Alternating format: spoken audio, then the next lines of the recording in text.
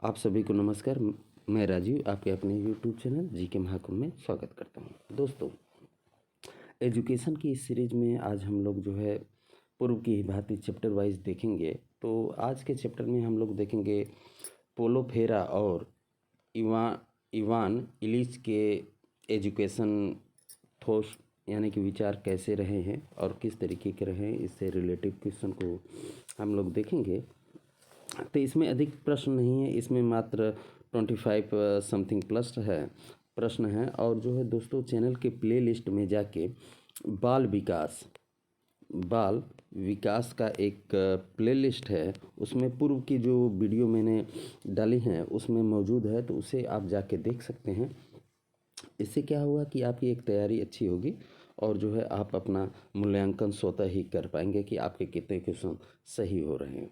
तो देर न करते हुए चलिए शुरू करते हैं आज के 25 इम्पोर्टेंट क्वेश्चन आंसर। तो दोस्तों, आज का पहला आपका क्वेश्चन आपकी स्क्रीन पे ये रहा।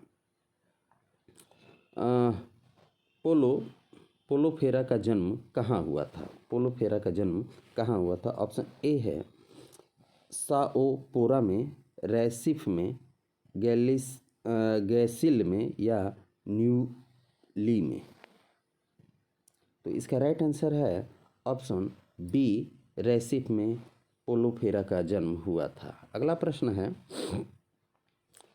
फेरा का जन्म किस सन में हुआ था?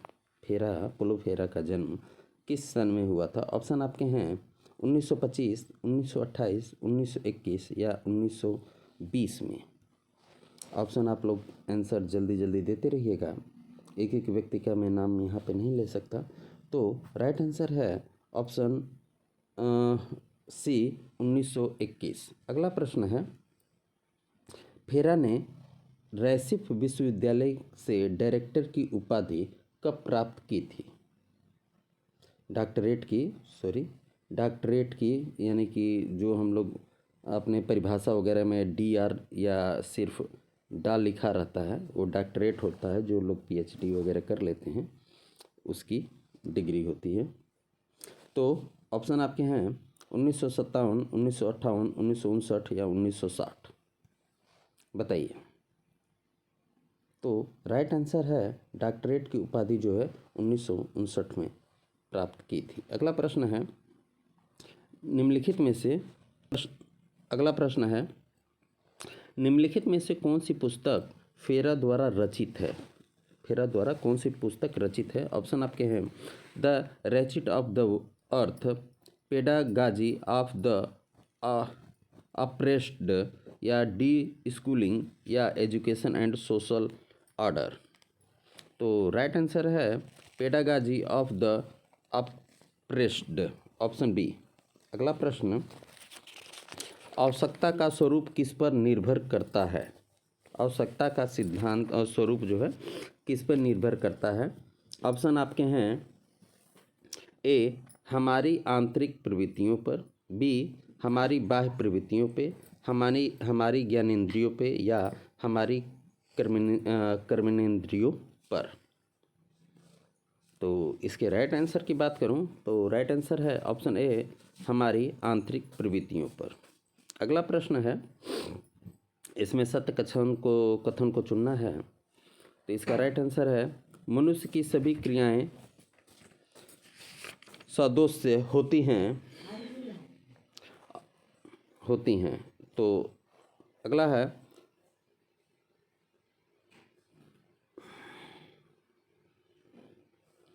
एक मिनट दोस्तों। अगला है, आवश्यकता पूर्ति के लिए साधन का ज्ञान हमें समाज से ही प्राप्त होता है।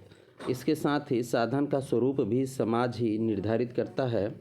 अगला है, आवश्यकता पूर्ति के लिए व्यक्ति में आंतरिक प्रवृत्तियों के रूप में जो प्रयोजक विद्यमान रहते हैं, यही प्रेरक व्यक्तित्व आवश्यकता कहलाते हैं या उपयुक्त सभी। तो राइट आंसर है उपयुक्त सभी कथन सत्य हैं। अगला प्रश्न है, असत्य कथन को चुनना है इसमें। तो अगला प्रश्न है, ऑप्शन आपके हैं मनुष्य की भोजन करने की प्रक्रिया में ही उसका उद्देश्य भूख की आंतरिक आवश्यकता की पूर्ति करना होता है। बी है, समाज में विभिन्न कार्यों के लिए विभिन्न स्तरों की योग्यता वाले व्यक्तियों की आवश्यकता नहीं होती है। सी है, औद्योगिक शिक्षा तथा व्यक्तित्व विकास में पारस्परिक निर्भरता है, विकास होता है। अगला है, और शिक्षा के अनुसार ही हमारे व्यक्तित्व का विकास होता है। आपके अनुसार क्या होगा इसका आंसर? असत्य इसमें जो है क्या है, यही आपको बताना है। तो इसके राइट आंसर की बात करूं तो राइट आंसर है, समाज में विभिन्न कार्यों के लिए विभिन्न स्तरों की योग्यता वाले व्यक्तियों की आवश्यकता नहीं होती है। ऑप्शन बी सही है। अगला प्रश्न है, हमारी शिक्षा का स्वरूप निर्धारित करती है। स्वरूप जो है निर्धारित करती है, क्या करती है?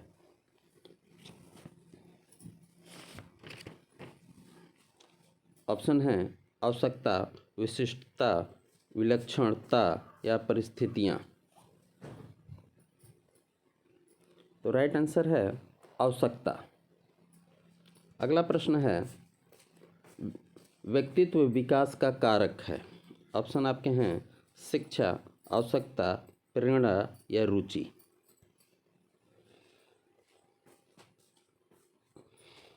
राइट आंसर ऑप्शन बी आवश्यकता। अगला प्रश्न है, व्यक्ति द्वारा वातावरण के साथ अपनी आवश्यकताओं की पूर्ति के लिए की जाने वाली प्रतिक्रिया कहलाती है। क्या कहलाती है? ऑप्शन है शाश्वत प्रक्रिया, विलक्षण प्रक्रिया, विशिष्ट प्रक्रिया, शिक्षा प्रक्रिया।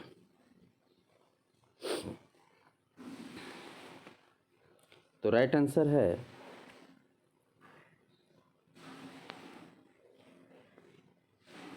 शिक्षा प्रक्रिया, ऑप्शन डी।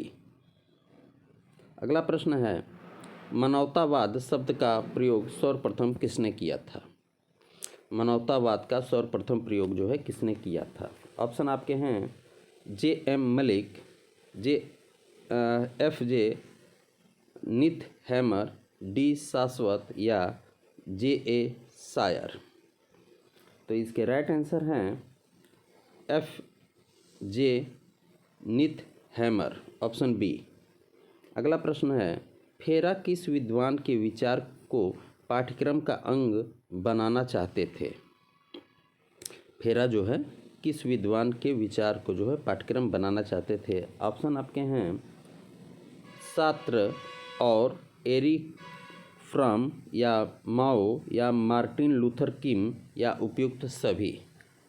तो फेरा जो है इन जितने भी विद्वान हैं इन सभी के विचारों को जो है पाठ्यक्रम बनाना चाहते थे। तो ऑप्शन इसका डी है।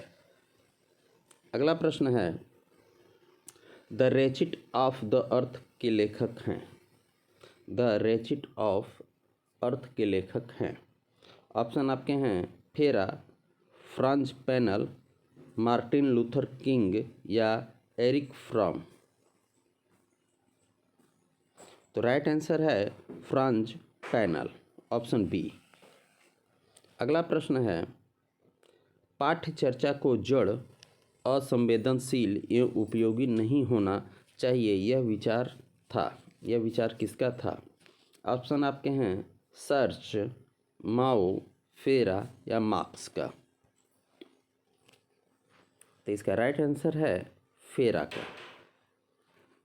अगला प्रश्न है, साक्षरता का कोई अर्थ तभी है जब निरक्षर व्यक्ति दुनिया में अपनी स्थिति, अपने काम और इस दुनिया में बदलाव लाने की अपनी क्षमता को लेकर सोचने लगे। यही चेतना है। उन्हें पता चले कि दुनिया उनकी है, प्रभुत्व संपन्न वर्ग की नहीं। यह कथन किसका है? बहुत ही इम्पोर्टेंट स्टेटमेंट है।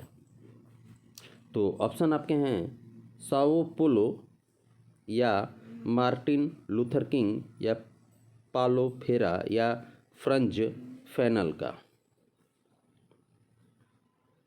तो राइट आंसर ऑप्शन सी पालो फेरा का है। अगला प्रश्न है, छिपे पाठ्यक्रम की ओर किस विद्वान ने संकेत किया है? ऑप्शन आपके हैं पोलो फेरा, Montessori, John Locke, Ilyich.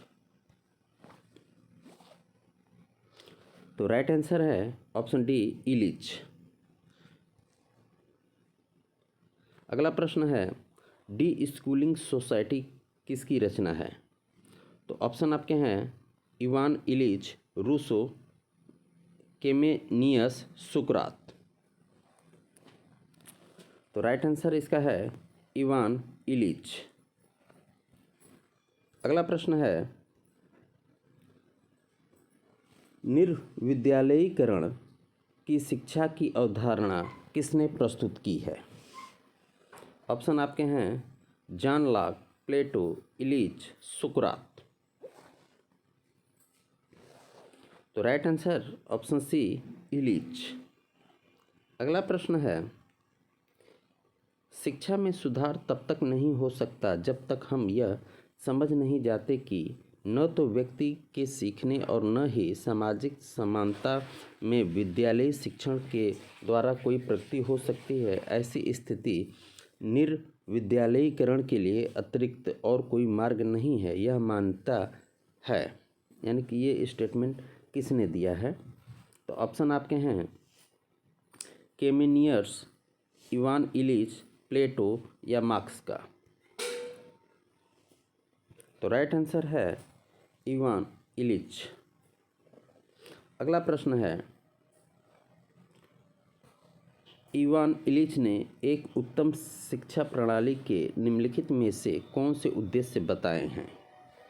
Option आपके हैं ए, जो सीखना चाहते हैं उनके जीवन में किसी खंड में उपलब्ध साधन हासिल हों। बी है, जो अपने ज्ञान को अपने व्यक्तियों के साथ बांटना चाहते हैं। सी है, उन्हें सी नहीं, यही है, बी ही है, बांटना चाहते हैं, उन्हें उन लोगों का पता लगाने का अधिकार दिया जाए जो उन्हें सिखाना चाहते हैं। सी है, वे व्यक्ति जो निर्णय अपेक्षा विषय जनता के सामने प्रस्तुत करना चाहते हैं, उन्हें यह अवसर प्रदान किया जाए कि वे अपनी चुनौतियों की जानकारी सबको दे सकें, या उपयुक्त सभी। तो राइट आंसर उपयुक्त सभी। अगला प्रश्न है, निम्नलिखित में से किन बातों का समर्थन इलिच ने किया है? इलिच ने जो है किन बातों का समर्थन किया है? ऑप्शन है बोलने की स्वतंत्रता, बी है शिक्षा प्रणाली में आधुनिक तकनीक का प्रयोग, सी है लिखने की आज़ादी या प्रेस स्वतंत्र, या डी उपयुक्त सभी।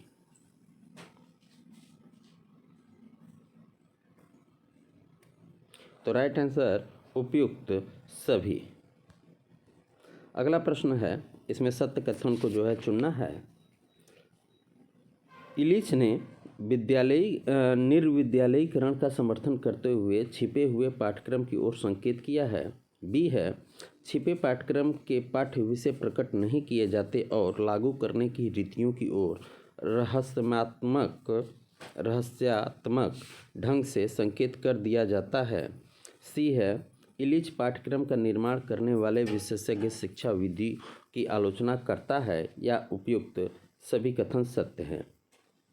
तो दोस्तों, उपयुक्त में जो भी मैंने ऊपर अभी बताया, ये सभी कथन सत्य हैं। अगला प्रश्न है, असत्य इसमें चुनना है, कौन सा गलत है। तो सीखने की स्वतंत्रता का अनुमोदन कर कौशल की भागीदारी को उन्मुक्त करना।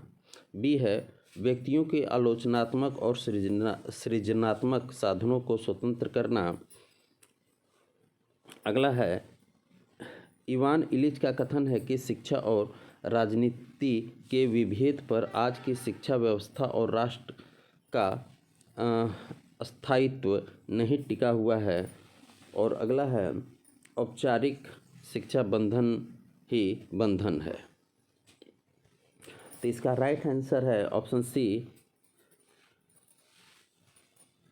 इवान इलिच का कथन है कि शिक्षा और राजनीति के विभेद पर आज की शिक्षा व्यवस्था और राष्ट्र का स्थायित्व नहीं टिका हुआ है।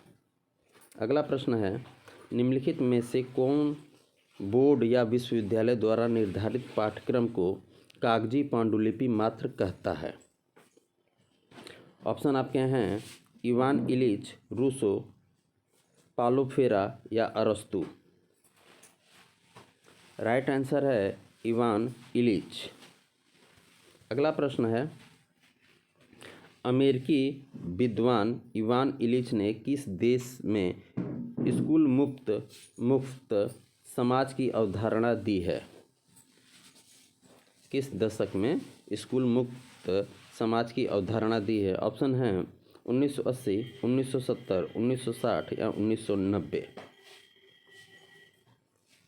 तो राइट आंसर है 1970। तो दोस्तों, ये वीडियो हमारा आज जल्दी ख़त्म हो रहा है क्योंकि इसमें इतना ही है। इस चैप्टर में पोलो और इलिच में इतना ही है। समथिंग जो है 25 क्वेश्चन इसमें थे। आई होप आपको अच्छा लगेगा। प्लेलिस्ट में जाके आप देख सकते हैं। शुभ रात्रि, मिलते हैं अगले वीडियो में। धन्यवाद।